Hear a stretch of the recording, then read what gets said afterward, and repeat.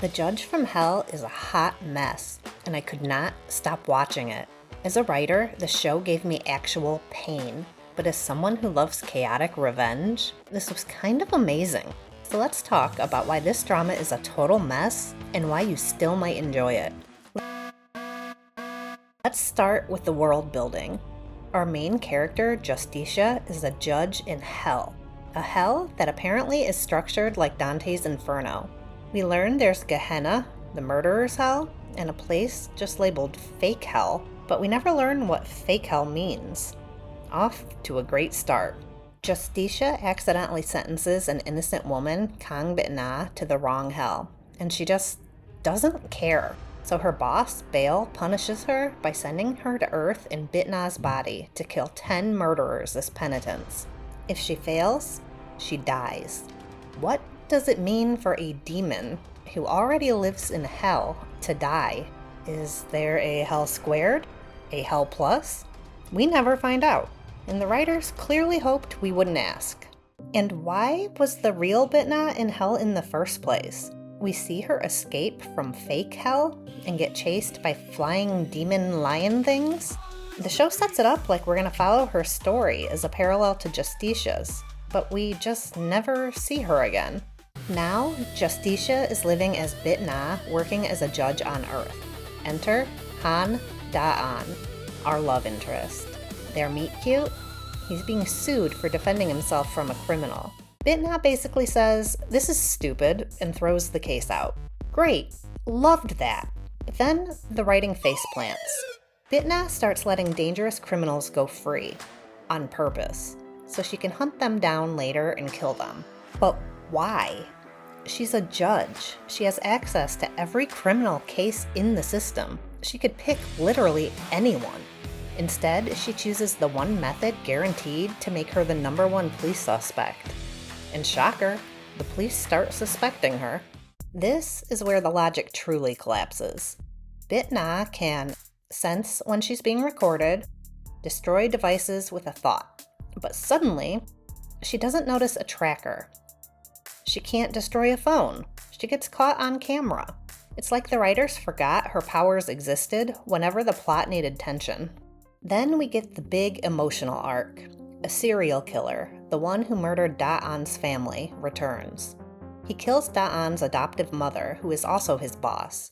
This should have been devastating. This is the kind of moment that usually just wrecks me. But here, nothing. Not even a lump in my throat.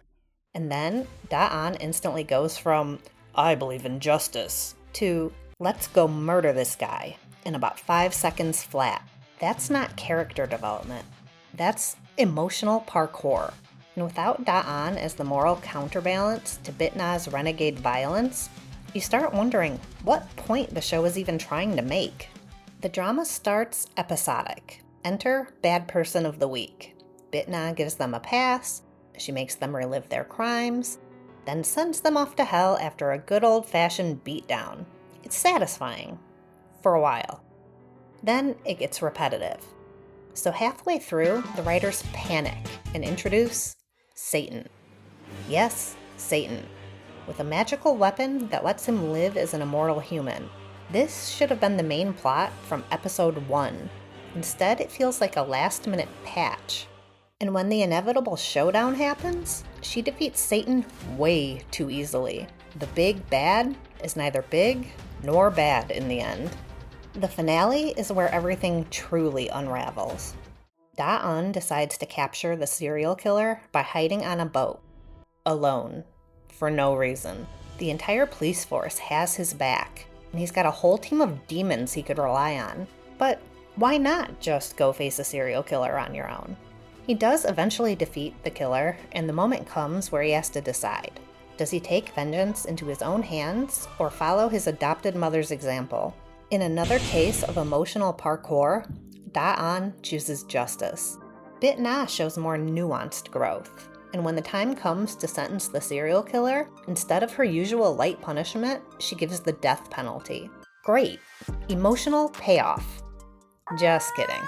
This goes against her orders from Baal, so she gets sentenced to eternal death, whatever that means. And weirdly, in hell, she's still in Bitna's body, not her original demon form. So I guess there are 2 Bitnas wandering around hell now?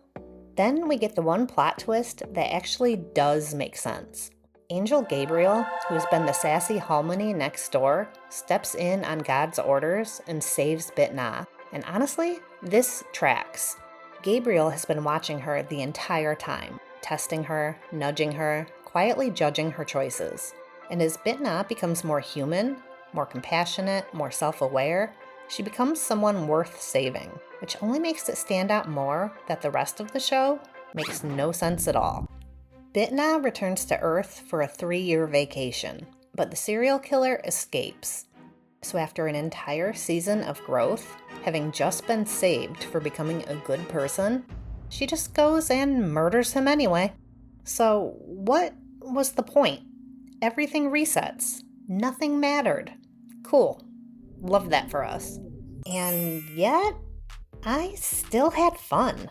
Watching terrible people experience the pain they caused is extremely satisfying. It's the whole reason revenge dramas are so popular. And Bitna herself, she's great.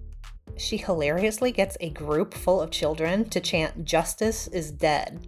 She's bold, unapologetic, and lives exactly how she wants.